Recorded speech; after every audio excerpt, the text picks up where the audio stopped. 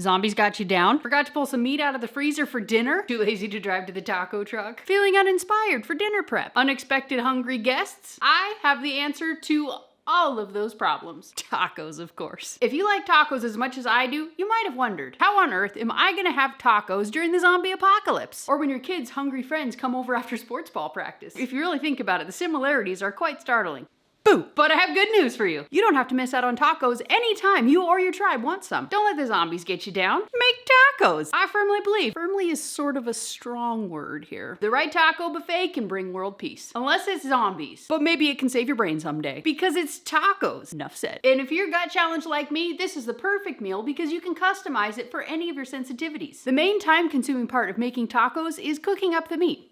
Or the beans if you're using them. I like to cut my taco prep time by cooking all of the meat ahead of time in one giant canner load. And it cooks it all at one time. How cool is that? In this recipe, you can use any meat you want to. Ground beef, stew beef, sausage, barbacoa, shredded beef, roast beef, chicken, even rabbit if you got it. And if we are talking about a zombie apocalypse, you're gonna be eating a lot more rabbit than you think. I think most of us know how long it takes to cook dried beans, so if you got them in the can form, it cuts the time in half. You can use whatever kind of bean you want, whatever floats your boat. Today is the second video of a collaboration I'm taking part in called Make It March. It's hosted by Lisa over at SuttonsDaze. Between the 8 of us, we're putting out one video every single day in the month of March to inspire you, to give you ideas of things you can do with the foods that you've canned. So you're never stumped on things that you can make for a last-minute dinner. I'll link the collaboration playlist down below, as well as all of these awesome collaborators. Their channels are like an endless video library that you can use to find inspiration as well as an education on anything you want to learn in the kitchen. And most zombies give them 2 thumbs up, at least if they still got them. I asked one the other day.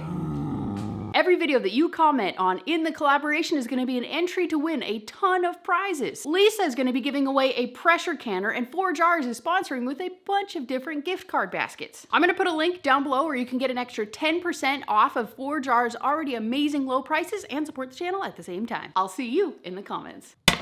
First up, let's get this meat reheating. Just scoop it right in. If you're using beans, just drain them, rinse them, put them in some fresh water, and reheat them that way. While that's heating up, let's go grab our other ingredients. 2 packets of taco seasoning.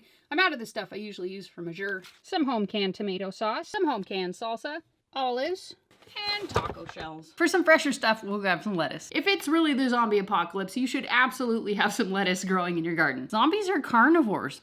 They won't touch the stuff. Feed me brains. And if you're cooler than me, you'll have some freeze-dried cheese and sour cream. But I'm not that prepared, so to the fridge I go. But you can't come because it's messy and you don't need to see that. If we haven't met before, hey, my name is Anna, and welcome to the Fermented Homestead. On this channel, I am obsessed with gut health and filling our pantry while learning the skills we weren't lucky enough to have passed down to us. If that sounds awesome to you, I hope you hit that thumbs up button and stick around for all kinds of amazing gut-friendly fun. But the best way that you can help us is by getting the gut-friendly word out by sharing this video on all your social media platforms. Remember, just because it's in the pantry doesn't mean it has to come from a box. And I like to show you how to make that possible. All right, this has been simmering for enough time, so we're gonna add in our 2 packets of taco seasoning, or whatever you like.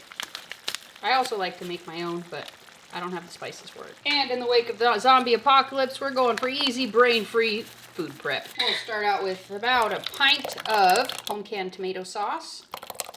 Just plain, it's only tomatoes. Cover that up, and we're gonna let this simmer for a few minutes while we prep the other ingredients. Slice the olives, chop the lettuce, we already have ours chopped, and dice the onions. If you've ever canned ground beef, you know that the texture is a little bit off. This recipe is fantastic. It hides the texture and is delicious within all of these different ingredients. So if you're looking for something to do with your canned ground beef, or if you stopped canning your ground beef, tacos. There are all kinds of different ingredients that you can add to your tacos. You could add limes, peppers, hot sauce, pickled onions, corn, mushrooms, cowboy candy, whatever's growing in your garden. It's your taco, so make it how you want it. Just be sure to make it your own before the angry horde of teenagers comes through. Or throw it at a zombie to keep the coast clear.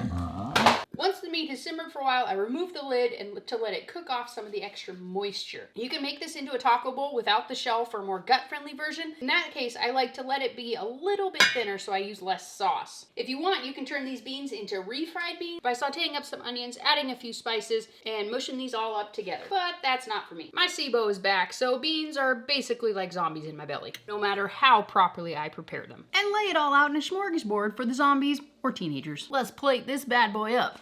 taco meat, salsa. This is home canned salsa, super spicy, because that's how we like it. Olives. I know it's not traditional, and I don't care. It's delicious. A little bit of onion, sauerkraut. Don't knock it till you try it. Tacos are a fantastic way to get some extra ferments in.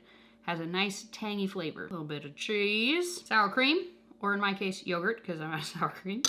And some lettuce. If you put it on top, the lettuce stays crunchier, and I couldn't care less if it falls off. Before we chow down on these tacos, for those who are interested in gut health, fermentation, and homesteading, I've recently partnered with Abundance Plus. It's like Netflix, by homesteaders, for homesteaders. And this Saturday, it's gonna be launching the second video in my fermentation series. This one is all about the geeky goodness and how to ferment veggies. Like all of these ones I made yesterday. I'm gonna be bringing these to sell to you guys at my very first ever speaking engagement in Dothan, Alabama, next weekend at the Keepers of the Old Ways. If you wanna learn how to ferment, homestead, preserve food, and almost anything you could possibly think about on the homestead, I hope you'll consider joining me over on Abundance Plus. And if you use my discount code Fermented10, you'll get an extra 10% off of the already incredible membership. Let's eat. Of course it's delicious. I mean, it's tacos. You really can't go wrong with tacos. Tacos are a fantastic way to use up your extra canned ingredients as well as being able to incorporate some fermented foods in there. Be sure to check down below. I got a couple of links for you as well as the playlist for the Make It March collaboration. If you want to see more from me, make sure you check out this video right here where I show you how you can can up some gut-friendly beans. It helps with almost everything except SIBO gut zombies. And it has more fart jokes than you ever dreamed possible. Peace out, sauerkraut.